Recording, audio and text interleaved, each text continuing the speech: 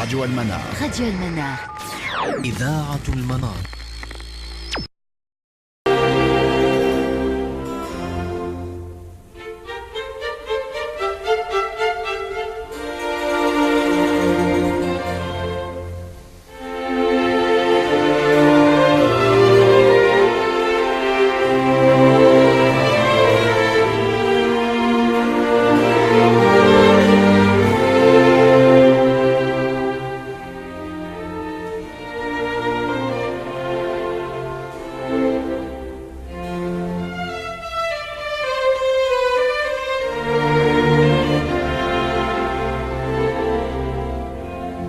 Bonjour à toutes et à tous, vous nous écoutez sur les ondes de Radio Almanar. Alors on a un invité de marque, on est vraiment très très honoré de pouvoir recevoir Maître Jacques Vergès qui signe son dernier ouvrage de mon propre aveu aux éditions Pierre-Guillaume Deroux.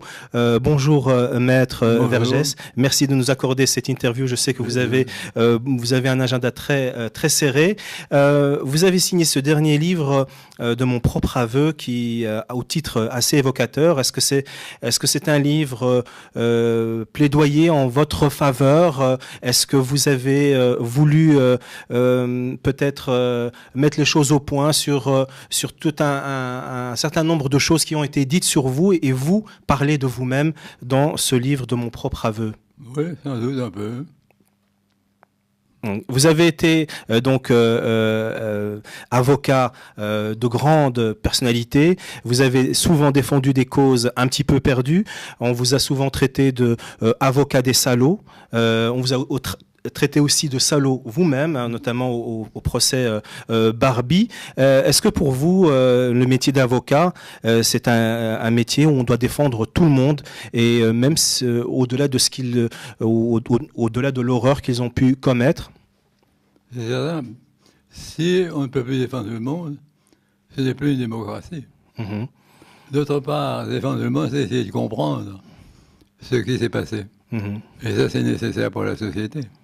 Alors, vous avez été très tôt avocat du FLN et très souvent dans vos du FLN, vous avez été avocat du FLN pendant la guerre d'Algérie. Vous avez aussi utilisé les procès qu'on avait attentés à vos clients comme tribune pour faire le procès de la société et du colonialisme. Est-ce qu'il existe encore des avocats qui sont un petit peu dans cette trempe-là, qui sont dans le procès de rupture? Pas tellement. Pas tellement. Premièrement. Deuxièmement, les situations de rupture n'existent pas tous les jours. Mm-hmm. On ne peut pas plaider la rupture pour un voleur de lapin. Et puis, c'était la bataille d'Alger. Tous les avocats algériens avaient été arrêtés. Le poids de défense posé sur les avocats français, qui étaient tous des gens de gauche, mais soucieux d'un dialogue avec les militaires. Et moi, quand je suis arrivé, j'ai compris qu'avec les militaires, le dialogue n'était pas possible. Parce que les valeurs des militaires et les valeurs des accusés étaient totalement contraires. Pour les militaires, l'accusé était un Français. Pour l'accusé, il était algérien. Pour les militaires, l'Algérie, c'est la France. Pour l'accusé, l'Algérie, c'était un pays opprimé, soumis. Pour les militaires, le résistant était un malfaiteur. Pour l'accusé, l'occupant militaire français était un malfaiteur. Donc aucun dialogue n'était possible, et au terme de tout ça, c'est la condamnation à mort qui allait arriver. Mais contre cette condamnation à mort, le seul recours que nous avions, c'était l'opinion. Mm-hmm. Parce que les tribunaux peuvent condamner à mort. Celui qui décide l'exécution, c'est le chef de l'État, qui est un politique, et qui tient compte de l'opinion. Donc, ma stratégie que j'ai proposée à ce moment-là, et que le FLN a adoptée, en écartant les vieux classiques, c'était de mobiliser l'opinion. Et le premier grand procès, c'était le procès de Jamila Bouhired, et là, on a obtenu un succès, avec une lettre de Gaulle qui a prouvé ma position. Donc, à partir de ce moment-là, on savait que pour ma part, je savais que mes clients éviteraient la peine de mort. Et non, c'est vrai qu'on condamné à mort, mais je ne savais pas exécuter. Mhm. Alors vous avez rencontré les grands de son monde, vous avez fréquenté des grands révolutionnaires, Che Guevara, Mao Tse-tung et bien d'autres. Qu'est-ce qui vous a attiré chez ces révolutionnaires? Qu'est-ce qui vous a donné envie de les rencontrer? Je suis né d'un père originaire de l'île de la Réunion, d'origine française, et d'une mère vietnamienne. Quand mon père, qui était consul de France en Thaïlande, a épousé ma mère, il a été viré. Donc, dès ma naissance, je suis marqué par, même si je n'étais pas conscient à ce moment-là, par le colonialisme. Et ayant vécu à l'île de la Réunion, ayant parcouru Madagascar, par exemple, j'ai compris à quel point le colonialisme était quelque chose d'affreux qu'il fallait combattre. Et si bien que je me suis trouvé de plein pied avec les Algériens quand ils ont décidé l'insurrection. Est-ce que vous aviez une grande espérance dans la politique du président, du général de Gaulle? Vous avez d'ailleurs rejoint la France libre très tôt. Est-ce que c'est une personne marquante pour vous À mon avis, c'était dans l'histoire de France, c'est un des plus grands hommes de l'histoire de France. Et sans lui, la guerre d'Algérie ne se serait pas terminée comme elle s'est terminée. Nous voyons très bien comment les dirigeants de gauche de la 3e République, de la 4e, ont conduit la guerre du Vietnam jusqu'au désastre de Dien Bien Phu. Seul de Gaulle était capable de comprendre que la situation était... Il n'y avait plus de solution que l'indépendance. Et là, ça me rappelle une entrevue que les dirigeants algériens ont eue avec Mao Tse-tung en 1959, et qui m'a été rapportée par l'un d'entre eux. Ils disent à Mao... Nous sommes déçus par De Gaulle. Jamais l'armée française n'a eu autant de moyens. Toutes nos katibas sont cassées. Et Mao leur dit, c'est pas un mauvais signe. Je dis, comment ça? Il dit, écoutez, je ne connais pas De Gaulle. C'est un patriote français sans doute, un nationaliste même. Il entend conserver son héritage. Comme c'est un militaire, le premier réflexe, c'est de taper.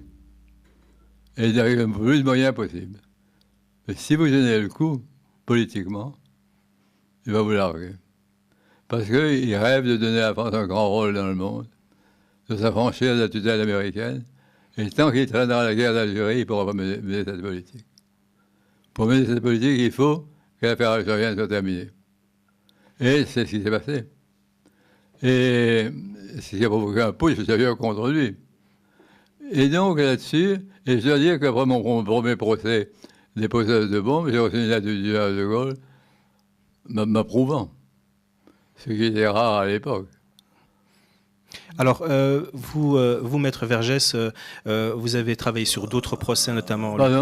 Vous avez travaillé sur d'autres procès, notamment celui de Klaus Barbie, qui était aussi médiatiquement très important. Vous étiez face à une quarantaine d'avocats. Est-ce que c'est quelque chose qui pour vous, vous stimule d'être en face de l'opinion publique, on va dire, classique, face à vous? Oui, c'est face à 40 avocats, 39 avocats, tout seul.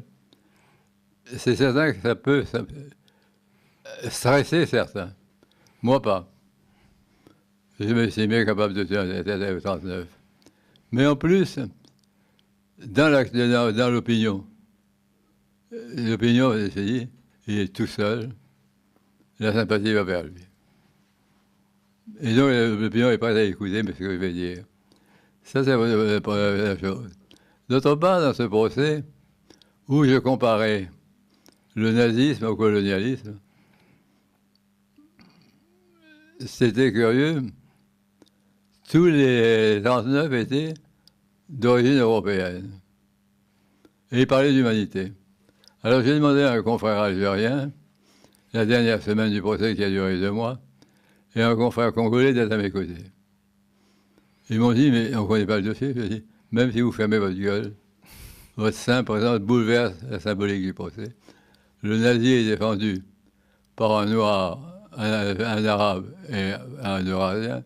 En face, l'humanité est représentée uniquement par sa couleur blanche. Et c'est ce qui s'est passé. Alors, on est ici dans sur le plateau d'une radio, une radio arabe, arabophone aussi. Vous avez souvent défendu des personnages et personnalités, notamment des Fédayines, mais aussi Georges Ibrahim Abdallah, par exemple. Vous avez une sympathie particulière pour la cause arabe, Maître Vergès? C'est certain, puisque le monde arabe est opprimé. D'une manière ou d'une autre, ouvertement, où on essaye de le mettre sous tutelle. Encore actuellement, il est opprimé? Ben écoutez, quand vous voyez les interventions en Libye, en Égypte, la pression sur la Syrie, c'est difficile de penser qu'il n'y a pas de pression. La guerre menée avec des mensonges en Irak. Et donc, je suis bien à pied avec la Ligue des pays arabes, des patriotes arabes pour la dépendance réelle de leur pays. Alors, vous avez évoqué le Mali. Est-ce que c'est clairement une guerre colonialiste menée par François Hollande pour pouvoir exister? On parle de droits de l'homme. C'est se moquer du monde. Les pays occidentaux, la France en tête, font ça pour le pétrole et l'uranium. Les maquisards touaregs sont en quelque sorte les talibans d'Afghanistan pour Bush. Non, je ne ferai pas de comparaison aussi rapide, parce que je dis, c'est les motivations de la France.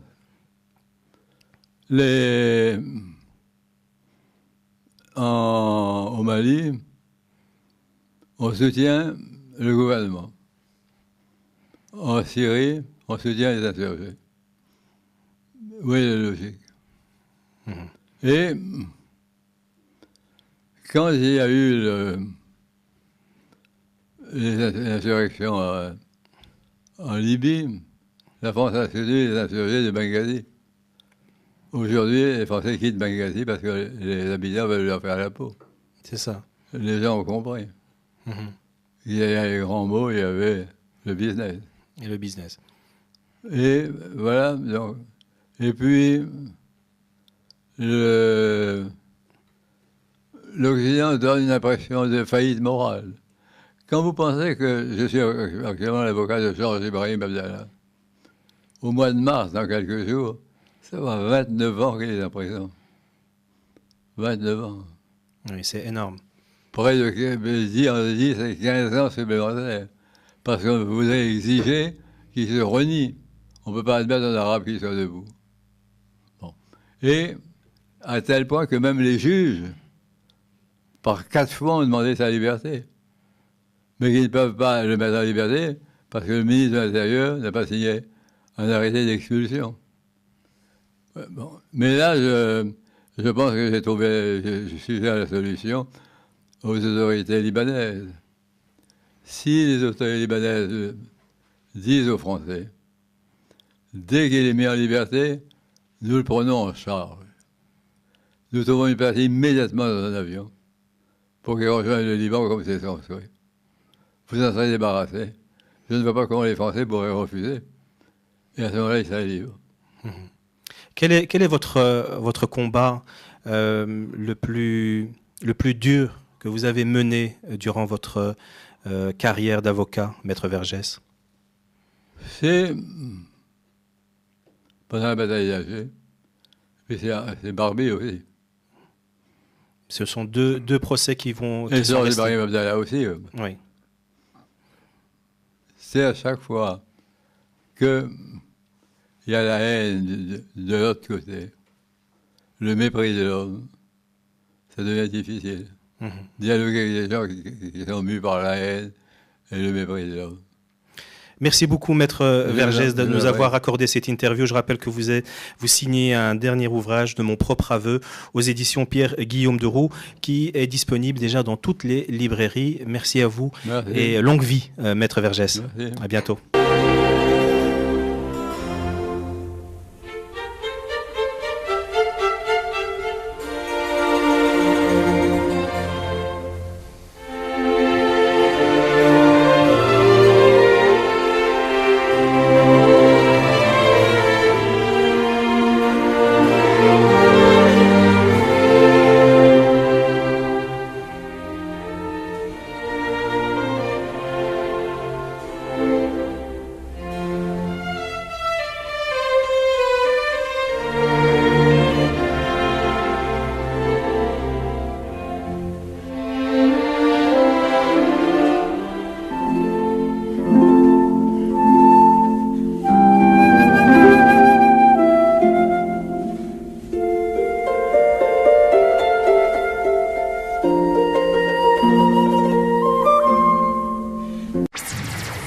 راديو المنار.